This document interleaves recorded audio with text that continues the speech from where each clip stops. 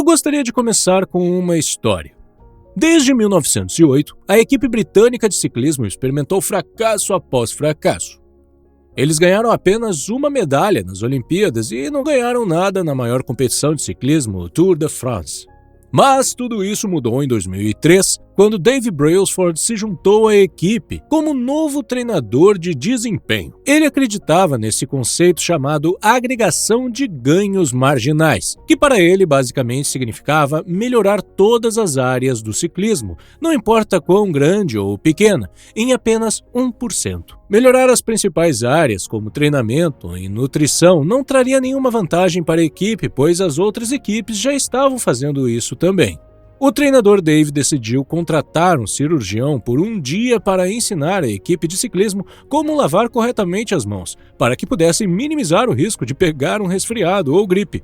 Ele também testou em toda a sua equipe vários géis de massagem para ver qual deles levava a recuperação muscular mais rápida. Eles chegaram a experimentar todos os diferentes tipos de colchões e travesseiros para ver quais são os melhores para o sono e a recuperação. Assim que eles descobriram os melhores, eles os levavam para o hotel onde dormiam antes de competir no Tour de France ou nas outras corridas importantes. Com esses passos, Dave prometeu a si mesmo e à sua equipe que ganhariam a medalha de ouro no Tour de France em 5 anos. Eles venceram, não em 5, mas em 3 anos. E no ano seguinte, novamente. Agora, eles têm mais de 6 medalhas de ouro combinadas no Tour de France e nas Olimpíadas, apenas graças ao poder de empilhar pequenos hábitos que se acumulam ao longo do tempo. Hábitos diários são o que nos torna quem somos.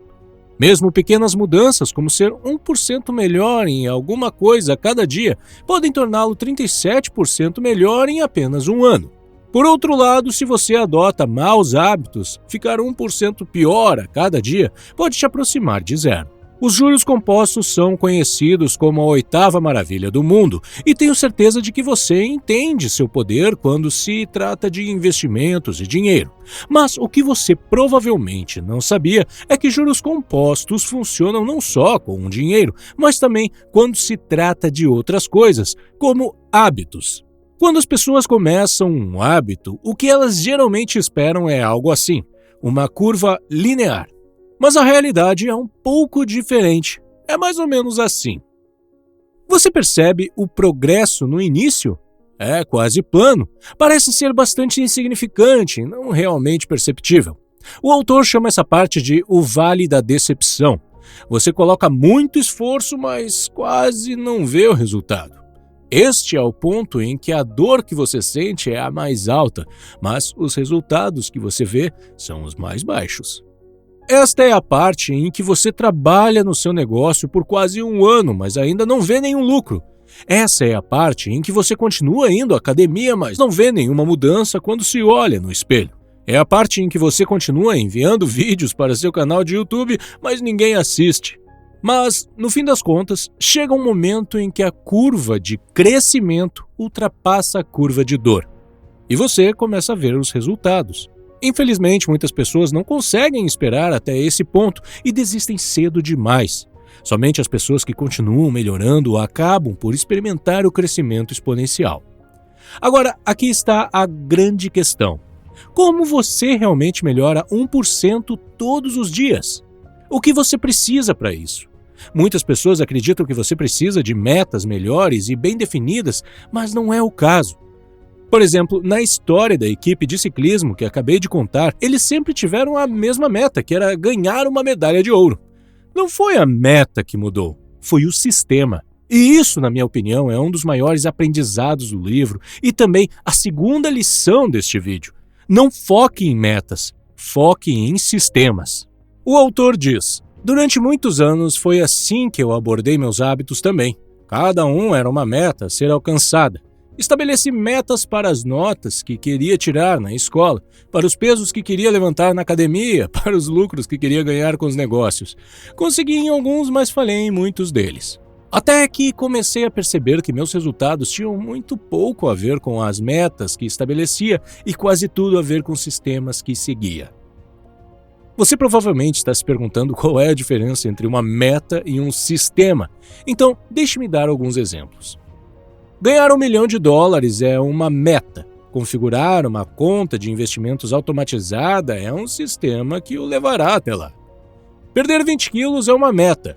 Conseguir um treinador e um especialista em nutrição que lhe atribuam a dieta e exercícios adequados é um sistema. Ter mais amigos é uma meta. Ir deliberadamente a reuniões e eventos toda semana é um sistema. Conseguir uma promoção no trabalho é uma meta. Descobrir quais são os maiores problemas da empresa e depois dividi-los em pequenas partes e resolvê-los um por um é um sistema. O autor diz: vencedores e perdedores têm os mesmos objetivos. No final das contas, o fator determinante não é a meta que estabelecemos. Afinal, aqueles que falham e aqueles que obtêm o sucesso claramente tinham a mesma coisa em mente. O que determina nosso nível de sucesso é a maneira como abordamos os sistemas para chegar lá. Uma das razões para isso é algo chamado adaptação hedônica. Quando estabelecemos metas, o principal motivador para realizar todas as tarefas é nos aproximar da nossa meta desejada, comprar uma casa nova, ter um carro novo ou ser financeiramente independente.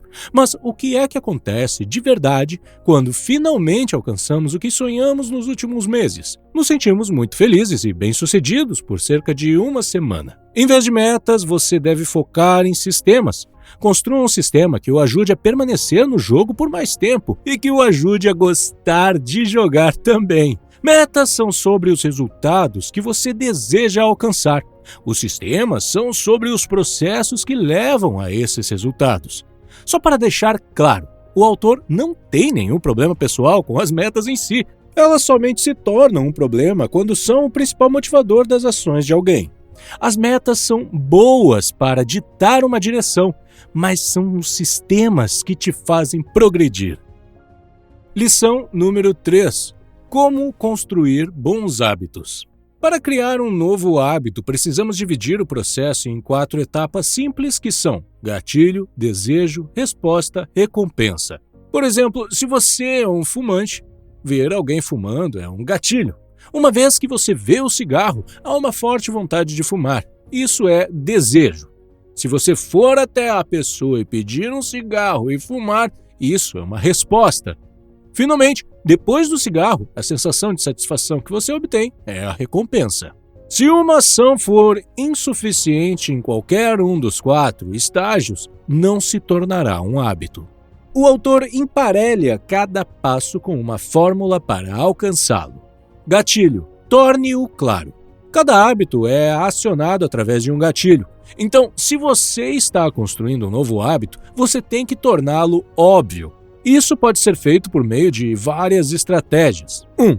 Empilhamento de hábitos. O empilhamento de hábitos significa usar os hábitos já estabelecidos para construir novos. Por exemplo, todas as manhãs, antes de escovar os dentes, farei 20 flexões. Depois de tomar meu café da manhã, vou meditar por 5 minutos. Quando eu voltar da academia, vou ouvir audiolivros no caminho, etc. Assim, você programa seu cérebro para sempre pensar em 2 atividades como se fossem uma coisa só. Depois de fazer um, o outro virá automaticamente. 2. Transforme o seu ambiente. Construir um novo hábito em um ambiente antigo é extremamente difícil porque seu cérebro já fez certas associações com esse ambiente e é muito difícil lutar contra isso. Você deve transformar um ambiente de acordo com o que deseja, caso contrário, você continuará voltando aos seus velhos hábitos. Como seria isso de transformar o seu ambiente? Por exemplo, se você está tentando viver um estilo de vida saudável, transformar seu ambiente pode ser assim.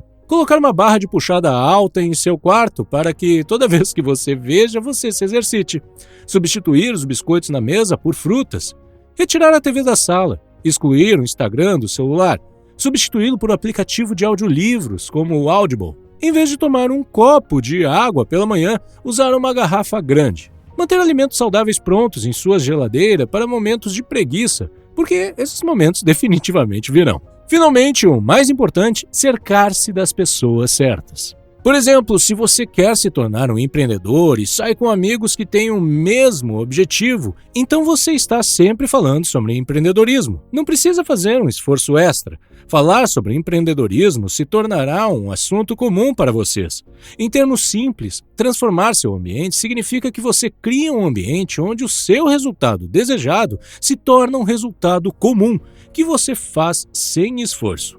Pessoalmente, sou um grande fã da transformação de ambientes e espero que agora você também esteja convencido. Mas se não, então ouça esta história. Durante a Guerra do Vietnã, a maioria dos soldados americanos no Vietnã eram viciados em drogas, e o problema era tão sério que, mesmo no nível governamental, foi criado um comitê para lidar com a questão. Curiosamente, assim que a guerra terminou e os soldados voltaram para casa, 90% deles deixaram as drogas automaticamente sem qualquer ajuda, e o motivo era simples: o ambiente mudou e os gatilhos sumiram. Em seu novo ambiente, não havia mais gatilhos que os lembrassem do velho hábito, mas no Vietnã os gatilhos estavam por toda parte, funcionando como gatilhos o tempo todo. Assim que o ambiente mudou, os gatilhos foram embora e o vício também. A propósito, esta é a razão pela qual muitas pessoas vão para a reabilitação, mas assim que voltam para casa, elas se tornam a mesma pessoa de antigamente. Elas se tornaram o seu antigo ambiente, onde os gatilhos estão por toda parte e não conseguem resistir por muito tempo.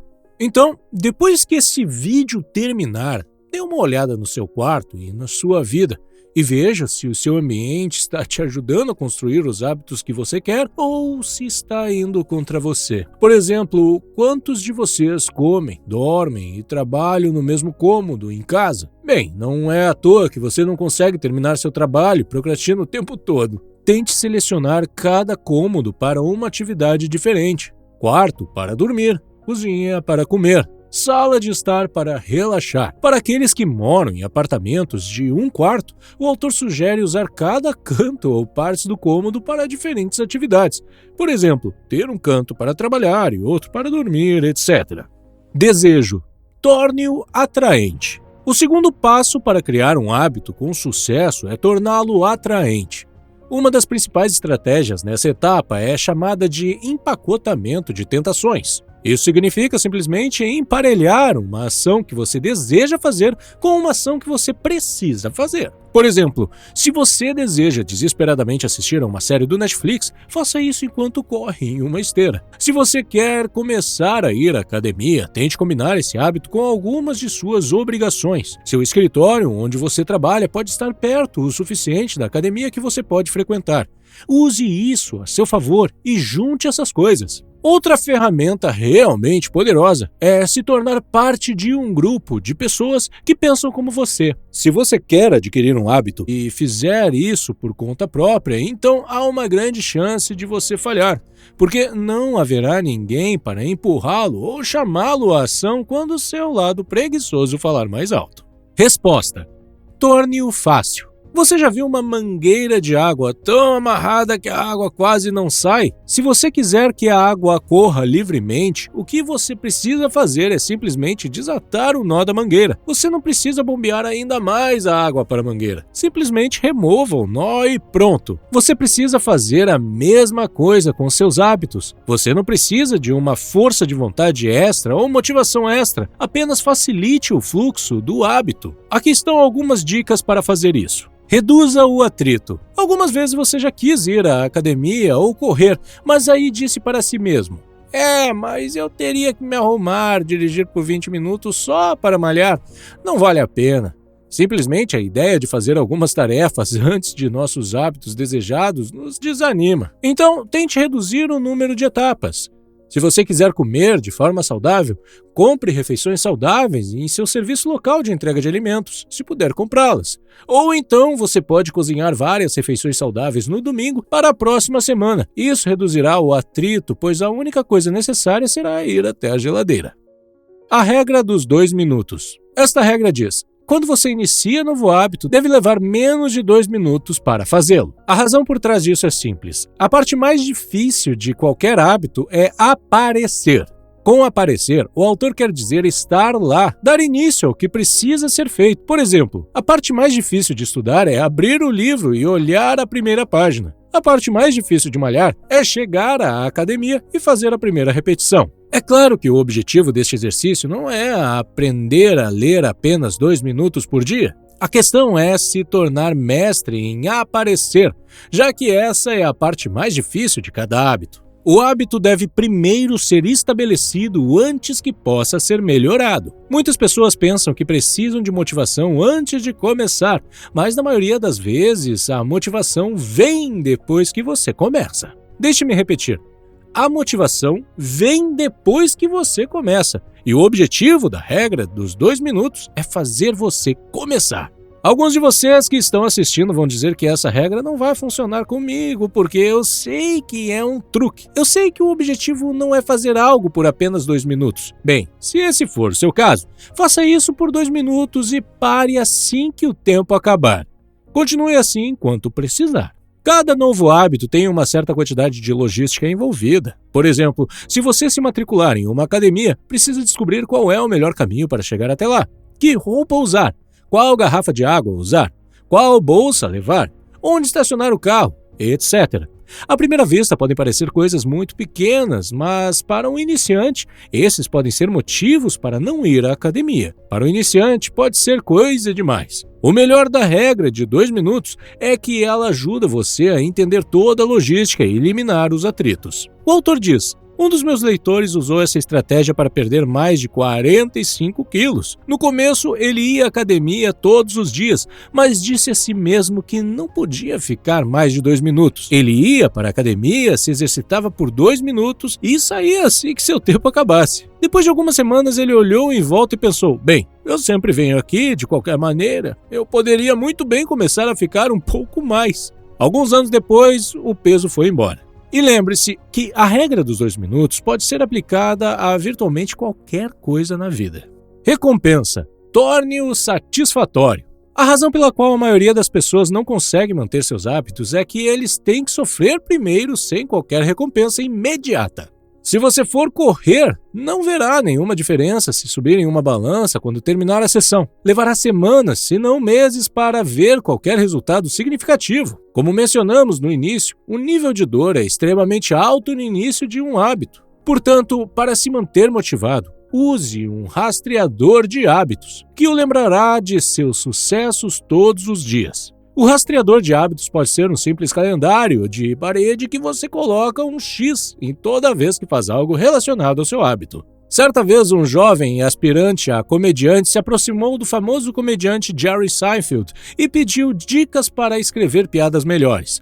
Seinfeld pensou por um minuto e disse: bem, o segredo para ser um comediante melhor é escrever piadas melhores. E o segredo para escrever piadas melhores é escrever todos os dias. Então, aqui está o que você deve fazer. Pegue um calendário de parede onde você possa ver todos os dias do mês e do ano mapeados em uma página. E a cada dia que você manter seu comportamento de escrever por 10 ou 15 minutos, quero que você coloque um X nesse dia. No começo você fará isso de vez em quando, mas em algum momento você terá uma corrente e nesse ponto seu único objetivo é simples: não quebrar a corrente. Não importa como você se sente ou quão ruim é a sua escrita, você se atém ao comportamento. Ater-se às coisas que queremos fazer é o que faz diferença. É a consistência que nos ajuda a melhorar 1% a cada dia e, eventualmente, tornar-se 37 vezes melhor no final do ano. Provavelmente você ainda não tem tanta certeza quanto a essas 37 vezes melhor, então deixe-me provar isso para você com um exemplo simples. Digamos que você queira começar a ouvir audiolivros, certo? Este é um hábito que você deseja construir para o ano novo. Então, é 1º de janeiro e você está começando o hábito. Você pega um grande calendário com todos os dias do ano e cola na parede. O calendário é nosso rastreador de hábitos. De acordo com a regra dos 2 minutos, agora você só precisa ouvir o livro por 2 minutos, ou seja, 120 segundos. Para simplificar, vamos mantê-lo com 100 segundos, porque faremos alguns cálculos agora. Então é o 1º dia e você acabou de ouvir um livro por 100 segundos e também colocou um X no seu calendário. Agora é o dia 2 e você precisa melhorar 1%, o que significa que agora você ouvirá por 101 segundos. É uma matemática simples, 1% de 100 é 1, então adicionamos 1 segundo extra no dia 2. Para facilitar e simplificar, fiz o cálculo no Excel, então nos primeiros 10 dias os resultados ficam assim.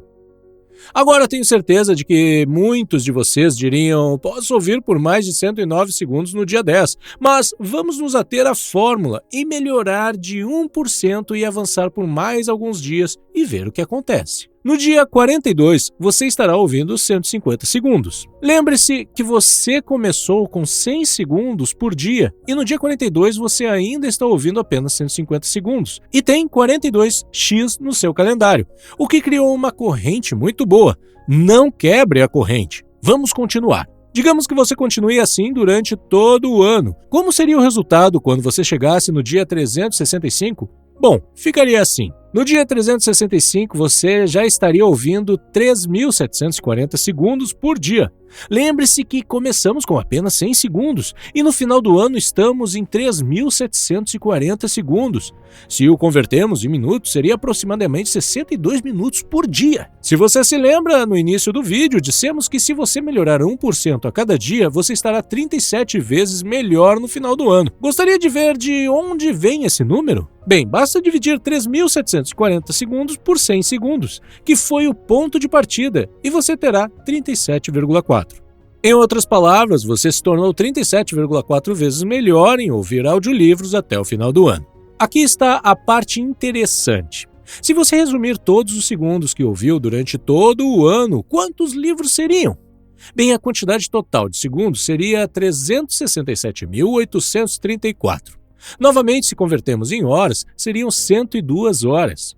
Se considerarmos que um audiolivro, em média, tem cerca de 5 horas de duração, isso significa que você leu cerca de 20 livros no ano. Não é um número pequeno. A pessoa média não lê nem um livro por ano. Ler 20 livros de negócios em um ano é como conversar com 20 empresários mais inteligentes do planeta. A propósito, se você está procurando um app para ouvir audiolivros, confira o Audible. Eu uso há anos e é um dos melhores aplicativos que eu tenho no meu telefone. Se você se inscrever para um teste de 30 dias, você receberá um livro de graça. Link na descrição. Agora voltemos ao nosso exemplo. Por fim, se pegarmos os dados do dia 1 até o dia 365 e depois convertermos em um gráfico para ver como o progresso aconteceu ao longo do ano, você obterá o mesmo gráfico que mencionei no início do vídeo. Novamente, dê uma boa olhada nesse gráfico, especialmente na parte inicial, onde o progresso é quase plano. Qualquer que seja o hábito que você comece, você precisa se sentir confortável em ficar na linha reta por um longo tempo. Você acabou de ver como, depois de 42 dias, você estava ouvindo apenas 150 segundos. O progresso pode parecer insignificante, mas se você está fazendo o trabalho básico, você está estabelecendo o hábito. Todo hábito precisa primeiro ser estabelecido, antes que possa ser melhorado. Antes de passar para a próxima lição, aqui está mais uma dica para tornar um hábito mais satisfatório. Quando você começa um novo hábito, haverá dias em que você não será capaz de seguir adiante. Se você perder um dia e quebrar o hábito, certifique-se de nunca quebrar 2 vezes. O autor diz que todo mundo às vezes quebra, ninguém é perfeito. O problema surge quando quebramos um hábito 2 vezes. Ao quebrar 2 vezes, estamos criando um comportamento de não fazer a atividade para a qual nos inscrevemos anteriormente. Estamos enviando sinais ao nosso subconsciente dizendo: eu não ligo, isso não é importante para mim. Então, na próxima vez que você quebrar um bom hábito, certifique-se que é a primeira e a última vez. Lição número 4. Como quebrar um mau hábito? Quebrar um mau hábito pode ser bastante simples quando você aprende a criar um bom. O que você precisa fazer é simplesmente reverter essas 4 leis que acabamos de discutir e tornar o mau hábito não tão óbvio, pouco atraente, difícil e insatisfatório. Por exemplo, se você entra no Instagram com muita frequência, poderá excluir o aplicativo do seu telefone. Se você assiste muita TV, remova do seu quarto, e etc. Uma dica bônus que achei muito útil no capítulo sobre quebrar um mau hábito é encontrar um parceiro de responsabilidade, uma vez que você não dá satisfação apenas a si mesmo, mas também ao seu parceiro de responsabilidade. Desistir ou dar uma desculpa não será uma opção.